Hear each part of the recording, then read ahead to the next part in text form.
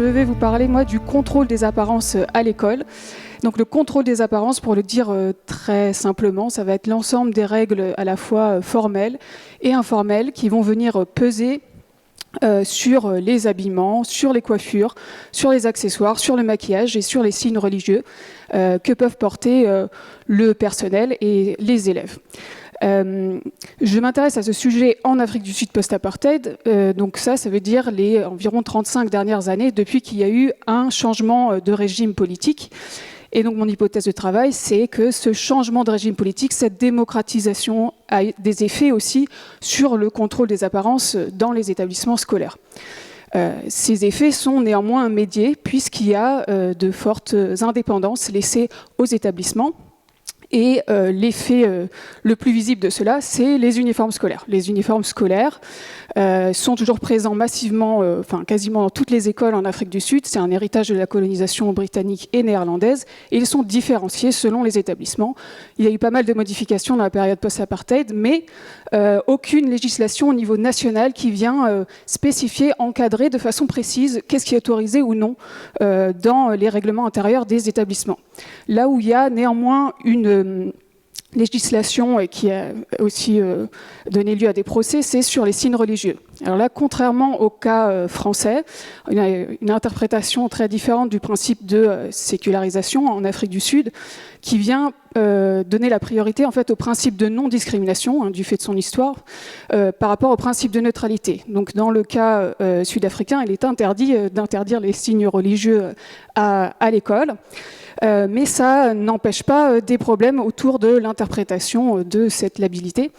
Je vous ai mis ici une photo, j'espère que vous voyez bien, sur la droite ici, de deux filles lycéennes musulmanes qui se sont vues refuser l'accès à leur établissement en 2023. Alors non pas parce qu'elles portaient le hijab, mais comme vous pouvez le voir sur la photo, parce qu'elles portaient des pantalons sous leur jupe. Alors que la réglementation de leur établissement, c'était qu'elles devaient porter des collants. C'est que suite à une mobilisation sociale, aussi des partis politiques qui se sont impliqués, que le règlement de l'établissement a été modifié et que les exemptions dites religieuses aux uniformes intègrent maintenant pour les étudiantes musulmanes à la fois le hijab et aussi ces pantalons plus amples. Donc j'ai intitulé la présentation « Histoire de tresse de hijab et de pantalons pour les filles en Afrique du Sud post-apartheid » parce que ce sont parmi les objets qui sont le plus politisés, le plus objet de conflits et aussi de modifications dans la période post-apartheid. Il faut savoir que la question, évidemment, de la politisation du contrôle des apparences à l'école, elle est pas spécifique à l'Afrique du Sud. J'ai mentionné déjà l'histoire du voile en France, mais je ne vais pas en reparler là parce que je pense que vous êtes plus familière avec ça. Mais je voulais vous parler de la politisation des restrictions sur les coiffures. C'est peut-être l'objet qui est le plus fortement politisé en ce moment aux États-Unis notamment, avec l'adoption dans pas mal d'États des Crown Act. Donc Crown Act pour Creating a Respectful and Open World for Natural Hair, qui vient interdire en fait des restrictions de certaines coiffures qui pèsent spécifiquement ou plus fortement sur les femmes et les hommes qui ont des cheveux crépus et donc qui sont racisés. Donc ça correspond notamment aux dreads, aux tresses ou aux afros par exemple. Et le Crown Act interdit ces restrictions sous forme de coiffure dans l'espace scolaire et dans l'espace professionnel qui est considéré comme des discriminations raciales proxy. Évidemment, la question de l'habillement, de l'uniforme en général, sont aussi politisées, notamment sur la question des inégalités entre filles et garçons. Ça a été notamment le cas en 2020 fortement au Québec, où les restrictions en matière d'uniformes, puisque là il y a des uniformes, ont été dénoncées, notamment l'interdiction pour les filles dans pas mal d'établissements de porter des pantalons. Et donc on a eu des garçons qui ont porté des jupes en solidarité, comme vous pouvez le voir sur la photo ici à gauche. Et plus récemment, la même année en fait, en France, peut-être vous avez déjà entendu parler de ces mobilisations en réaction aux propos de l'ancien ministre Jean-Michel Blanquer autour des tenues républicaines, donc qui visaient à renforcer le contrôle autour des crop tops notamment et des mini-jupes. Mais ce qui m'a réellement amené à cette recherche dans le cas sud-africain, parce qu'il faut le dire, moi je ne travaillais pas sur ces sujets à la base, en thèse je travaillais sur la xénophobie dans les écoles, mais pendant mon terrain de thèse, donc en 2016 et 2017, ont eu lieu des mobilisations sociales importantes de lycéennes sur les restrictions qui pèsent sur les coiffures en particulier. Donc ça ressemble à ce qui s'est passé autour du Crown Act aux États-Unis. À gauche, c'est des photographies d'une mobilisation qui était très très médiatisée à Pretoria High School for Girls, qui dénonçait notamment l'interdiction dans l'établissement de porter des afros. Ça a été vraiment une mobilisation, une médiatisation très forte, établissement accusé de racisme, intervention ministérielle, et qui a forcé une modification du règlement intérieur. Par contraste, c'est pas les vraies photos de la manif parce que j'ai pas pu les prendre, mais quand j'étais moi en terrain de thèse, j'étais dans un an après dans un lycée populaire de Soweto, donc qui est une township, donc ancien quartier réservé aux populations racisées sous l'apartheid. J'ai vu une mobilisation qui était aussi de filles contre les restrictions sur les coiffures, mais beaucoup plus insurrectionnelle. Alors elle a pris avantage des rassemblements hebdomadaires qu'il y a en Afrique du Sud d'élèves qui s'appellent les School Assemblies, sont généralement utilisés pour partager des informations aux élèves. Et cette grève a été vraiment une démonstration de force des filles. Elles ont bloqué l'établissement, il n'y a pas eu de cours ce jour-là. Et de fait, ça a forcé en fait, l'établissement à autoriser les rajouts pour cheveux pour les filles. Mais ça, c'est intéressant parce que n'a pas été traduit dans le règlement. C'est-à-dire que les parents se sont opposés à ce que ce droit soit traduit, ce droit acquis de fait soit traduit dans les règles. Et donc on a une démocratisation qui se fait par le bas, qui se fait dans les pratiques, mais pas de façon formelle dans les règlements. Donc ce que je trouve intéressant et qui m'a amené du coup à ce projet de recherche, c'est le contraste qu'il y a entre ces deux mobilisations, entre une politisation qu'on peut qualifier de conventionnelle, où on a une intervention des autorités publiques, une forte médiatisation, et à droite, aucune médiatisation en fait. On n'a rien qui a été écrit dans la presse. Mais on a un changement qui se fait, une démocratisation néanmoins qui se fait, et dans les pratiques et pas dans les règlements. Donc j'ai, pour mon enquête, une double question autour de ces différentes formes de politisation, à la fois conventionnelle et ordinaire, et les différentes formes de démocratisation qui s'opèrent à la fois dans les règlements et dans les pratiques. Alors, ce qui est intéressant et qui a conduit ma méthodologie, c'est que, en fait, on ne peut pas voir ces choses-là si on regarde seulement la presse en ligne, si on regarde seulement les règlements, qui sont en fait les entrées privilégiées des recherches jusqu'à présent sur le contrôle des apparences à l'école. Il faut regarder des témoignages, il faut aller voir ce qui se passe dans le quotidien scolaire. Donc, mon enquête est basée sur des entretiens. Donc, j'ai mené en tout 24 entretiens dans les 2 dernières années. Des entretiens qui étaient d'une durée d'1 à 4 heures sur les trajectoires professionnelles et scolaires auprès à la fois d'élèves et de personnel. J'ai également, lors de ces entretiens, collecté des photos des archives individuelles pour illustrer en fait, les changements dans les uniformes ou des épisodes particuliers. C'est une approche qui est aussi comparative, c'est-à-dire que j'ai essayé de diversifier au maximum dans mon panel les types d'établissements. Il y en a environ une quarantaine qui sont couverts par les témoignages, dans 6 villes différentes, établissements primaires, établissements secondaires, établissements qui sont exclusifs du point de vue du genre que pour filles, que pour garçons, ou co-ed, c'est-à-dire inclusifs, et des établissements de classe supérieure, classe moyenne et classe très populaire. Ce à quoi j'ai fait attention aussi, c'est de croiser au maximum les entretiens pour avoir différentes générations d'élèves, différentes générations de personnel et suivre le changement des règles et des pratiques dans le temps. Alors je vais évoquer 2 types de résultats. Les premiers résultats, c'est des résultats transversaux. D'abord, les réglementations sont très vagues dans la plupart du temps. Ils utilisent des termes comme neatness, qui revient très régulièrement, qui veut dire donc soigner, donc une apparence soignée. C'est sujet à des interprétations très diverses, donc ça ouvre un pouvoir discrétionnaire, voire arbitraire important. Quand les règlements viennent à se préciser, il glisse très rapidement vers des choses qui glissent vers l'absurde, c'est-à-dire que quand des rajouts, par exemple, dans les cheveux vont être autorisés, les établissements vont venir préciser le matériau, l'épaisseur des tresses, la couleur, et plein d'autres choses comme la couleur des chouchous également, qui doivent être évidemment en accord avec les couleurs des établissements. Ces règles absurdes ne sont pas déniées aussi viennent reproduire aussi des rapports d'oppression. Je voulais vous parler d'une règle qui s'appelle la règle des 4 doigts, qui consiste à placer, qu'on m'a répété de façon, c'est vraiment revenu très souvent dans les entretiens, qui consiste à placer 4 doigts au-dessus du genou pour vérifier que la longueur de la jupe soit bien conforme. Sachant qu'évidemment, en fonction de la taille de vos doigts, de vos genoux, etc., l'inspection peut donner lieu à des choses qui sont aussi très, très arbitraires. Néanmoins, ce qui est intéressant et vraiment important pour moi à souligner, c'est que dans tous les établissements, dans les 40 établissements, la quarantaine d'établissements, on a une trajectoire de démocratisation qui est très différenciée, mais partout, en fait, on a une tendance vers une augmentation des droits. Donc l'hypothèse est vérifiée de la démocratisation politique qui se trouve aussi dans les établissements. Parmi les choses autorisées qui viennent à être autorisées, ça va être les pantalons pour les filles, les exemptions religieuses, mais aussi des aides à l'achat des uniformes, notamment l'organisation de collecte d'uniformes de seconde main, par exemple.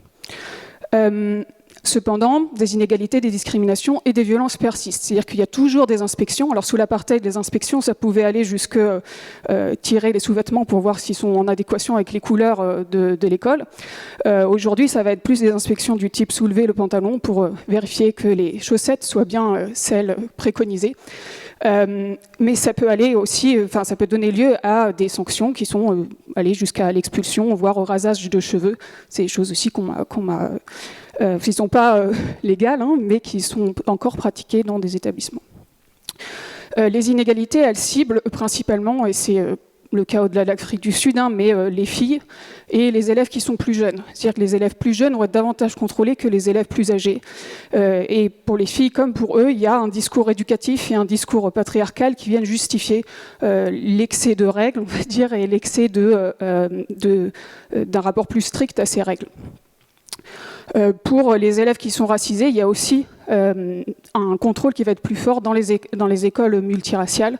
Mais là, ça va être sur la base de règles qui sont plus implicites que explicites.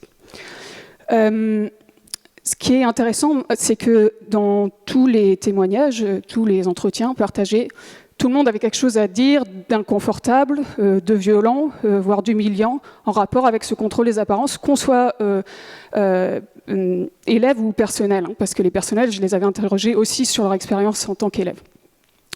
Mais tous étaient quand même attachés à l'idée de l'uniforme, quand même. C'est-à-dire que c'est pas parce qu'il y a des contrôles qui sont désagréables que l'idée de l'uniforme n'est pas importante, notamment en termes d'identité collective, de fierté, voire de mélancolie peut-être. Ce qui est important de souligner aussi, c'est que quand il y a eu des mobilisations sociales dans l'ensemble des établissements, ils ont systématiquement et uniquement concerné que les établissements secondaires, pas les établissements primaires, et ont été plus fortement menés par les filles que par les garçons. Et je finirai ensuite sur cet ensemble de résultats. J'ai un terrain comparatif parce que ça me permet aussi de montrer différentes trajectoires de démocratisation, et j'en ai identifié 3 trajectoires types. La première, c'est une démocratisation résistée qui concerne les établissements d'élite qui sont plus souvent exclusifs du point de vue du genre que pour filles ou que pour garçons, et où la minorité blanche est encore importante dans les élèves, sachant que chez le personnel, elle est toujours majoritaire à la fois dans les écoles d'élite et les écoles de classe moyenne, il faut savoir ça. Et dans ces établissements, il y a eu peu de changements parce que avoir un uniforme traditionnel, coûteux, c'est une image de marque, c'est une image de prestige auquel sont aussi attachés les élèves et les parents.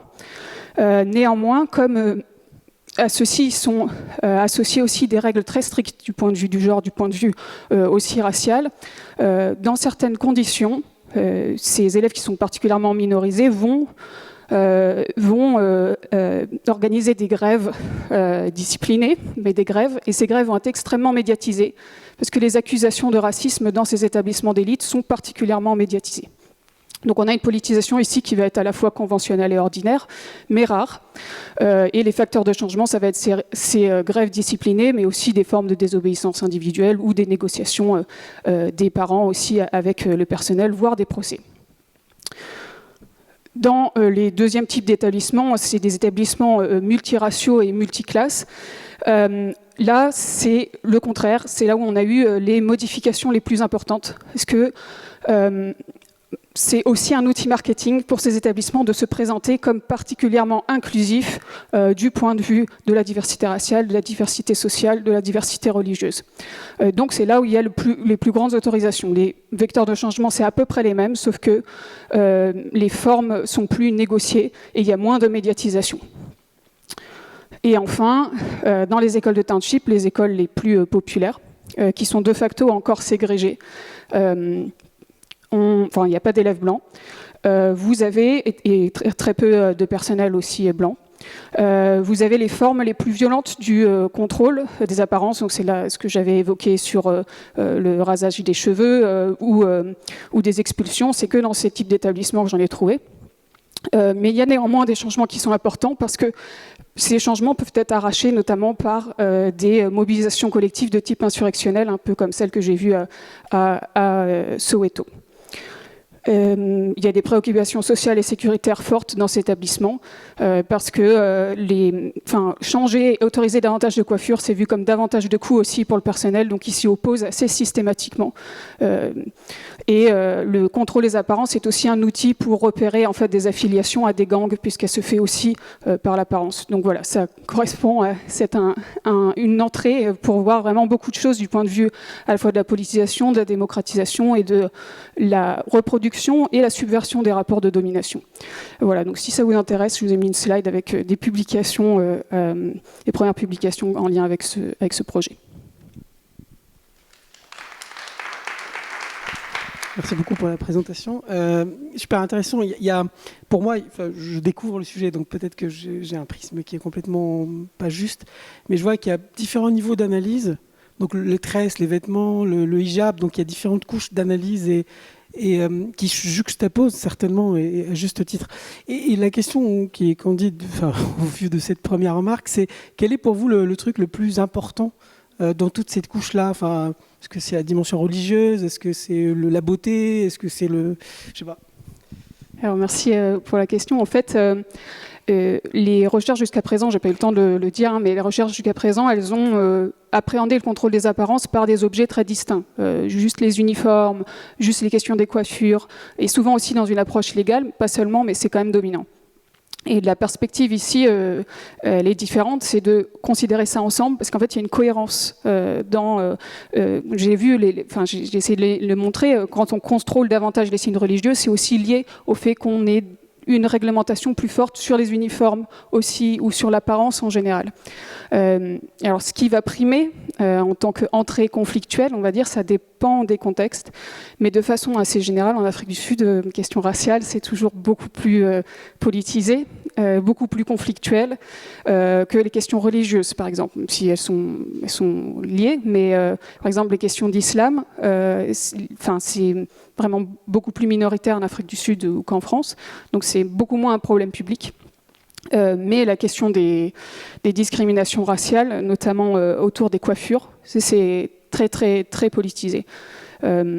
Mais pour moi, on ne peut pas vraiment les désagréger totalement. Dans certains contextes, dans certains établissements, vous allez avoir beaucoup plus de conflits autour des signes religieux parce qu'ils viennent... ils sont dans des localités, parce que c'est très ségrégé encore l'Afrique du Sud, donc vous avez des localités où il y a beaucoup plus d'élèves de confession musulmane, beaucoup plus d'élèves aussi rasta, voilà. Donc ça va poser vraiment plus de conflits. Voilà. Mais en règle générale, les questions raciales, elles sont très politisées. Voilà. Merci pour la présentation aussi. Je voulais poser une question sur est-ce qu'il y a un discours politique de la part des administrations des écoles à analyser autour de pourquoi ils veulent les uniformes et pourquoi ils veulent policer l'apparence, et s'il existe, est-ce que vous l'avez questionné, et quelle est leur grille de valeurs, parce que vous, apparemment, vous avez mis votre valeur principale, c'est la démocratie, donc la liberté, non, plutôt. Et quelle est leur valeur à eux qu'ils mettent en avant? De façon, c'est pas spécifique à l'Afrique du Sud, c'est des choses qu'on retrouve de par le monde. En fait, les justifications pour les uniformes, elles sont assez typiques. Elles vont être liées à la discipline, aux résultats académiques, à la sécurité. C'est aussi vu comme un outil d'égalisation où on va avoir moins d'inégalités. Mais ça, c'est pour les uniformes spécifiquement. Si on regarde aussi sur les coiffures, ces choses, elles vont être aussi utilisées, mais de façon... on peut moins uniformiser des coiffures, par exemple. Donc on va venir réguler des écarts à des normes, en fait, ou essayer de construire une identité aussi collective. Donc ça, c'est tous ces éléments qui sont souvent mobilisés. Et en termes de démocratisation, en fait, la législation sud-africaine, elle dit très clairement que c'est une entorse à la liberté d'expression, les uniformes, mais qui est nécessaire et acceptable. Voilà, donc, par contre, elle ne vient pas spécifier, parce qu'il y a une forte indépendance des établissements. On est dans un contexte où on avait 19 ministères sous l'apartheid. Donc venir gouverner un espace qui est ultra inégalitaire, ultra ségrégé, c'est très compliqué en fait. Donc les régulations nationales en fait sont très vagues. Et il n'y a pas de régulation, il n'y a qu'un draft en fait qui est paru en 2006 et jamais un final. Mais ce qui est souvent opposé, moi je dirais que on va dire l'argument démocratique pour l'uniforme le plus valide, je pense qui est corroboré par mes données, c'est l'accès à une dignité en fait de base. Parce que avoir un uniforme, c'est avoir un droit à s'habiller dignement. Et dans des établissements très populaires, ça veut dire que l'école va venir s'en soucier. Et quand vous n'arrivez pas à acheter un uniforme, on va vous aider à en acheter, ou qu'on voit qu'il se dégrade. Ou voilà. Les profs, souvent, même de façon sur des initiatives individuelles, vont venir acheter aussi des uniformes. Donc voilà, j'ai peut-être trop insisté que sur les aspects de domination et de résistance à la domination, mais il y a aussi des effets émancipateurs dans le fait d'avoir un uniforme. Voilà. Merci beaucoup pour votre présentation. Je me demandais si vous aviez interrogé plus de femmes dans vos entretiens, et si le discours des hommes se distinguait beaucoup de celui des femmes, et aussi si dans les revendications lycéennes, ça partait plus des femmes, enfin si c'était plus des mouvements féministes, ou si c'était mixte. Voilà, merci. Alors que effectivement, les filles se mobilisent plus. Alors déjà, première chose, oui, j'ai interrogé un peu plus des filles que des garçons, et ça, c'est vraiment un effort de faire parler plus les garçons sur ces questions-là. J'ai pu le faire néanmoins à la fois dans des écoles co-ed, donc où les garçons sont avec les filles, et des écoles où il n'y a que des garçons. Les écoles où il n'y a que les garçons, le contrôle est très fort. Il est très fort aussi, comme chez les filles, où c'est des écoles d'élite, ces écoles exclusives du point de vue du genre, donc vous avez des logiques aussi de contrôle jusqu'à la pilosité faciale, avoir différents types d'uniformes en fonction des événements scolaires. Vous avez ça à la fois chez les lycées de filles, les établissements primaires aussi de filles ou de garçons élitistes. Donc là, je ne peux pas dire que les garçons ne sont pas contrôlés, ils sont très contrôlés. Mais on repère quand même des inégalités en termes de rapport au corps. C'est-à-dire que les filles sont hyper sexualisées, quel que soit l'établissement. Le discours va juste être différent. Si dans des établissements d'élite, vous avez un discours sur la retenue, dans des établissements populaires, ça va être sur la prostitution. Ouais. Donc c'est beaucoup plus violent, c'est-à-dire. Mais les rapports sont toujours patriarcaux aussi. Du point de vue des mobilisations collectives, c'est beaucoup plus les filles qui les mènent, peut-être parce que aussi leurs expériences elles sont plus violentes. Mais c'est pas forcément, je trouve ça intéressant de souligner ça, c'est pas forcément sous une perspective féministe ou antisexisme. C'est souvent une perspective antiraciste ou démocratique, anti-autoritarisme qui vont être mobilisées. Voilà. Ma question, elle portait sur, en fait, j'ai été étonnée par alors pas du tout par les uniformes, moi qui étais habituée aux Britanniques, mais par contre par le fait que ces uniformes ne semblent pas décolonisés. Et donc je me posais la question tu parles de démocratisation, mais finalement, est-ce que la norme, elle est même pas réaffirmée par le fait que ces uniformes, ils sont les uniformes qu'on trouverait dans tout le monde, en gros anglo-saxon, avec du bleu, avec du blanc, avec éventuellement du rouge, mais avec des formes qui sont des formes occidentales, avec donc rien, alors qu'aujourd'hui, justement, il y a une revendication de la mode africaine de façon très très forte. J'ai l'impression que ça n'a pas touché tes écoles, et je me dis que ça doit dire quelque chose aussi. Oui, alors c'est très intéressant. Les mobilisations décoloniales, elles sont très fortes en Afrique du Sud, mais plus au niveau universitaire. Et moi, mon hypothèse de travail, c'est que aussi le rapport aussi à l'habillement se joue dans la transition aussi lycée-université. En fait, ils ont vécu tellement de contrôle sur leur habillement, et cette colonialité, elle se joue aussi dans le contrôle des apparences. Et ils vivent d'un seul coup en fait une liberté d'expression beaucoup plus forte dans le supérieur, et qui réclament beaucoup plus fortement aussi du point de vue des apparences, mais aussi du point de vue des contenus éducatifs, de l'accès à l'éducation, etc. J'ai entendu le mot décoloniser les uniformes que par des personnels en fait. Pas par des anciens élèves même.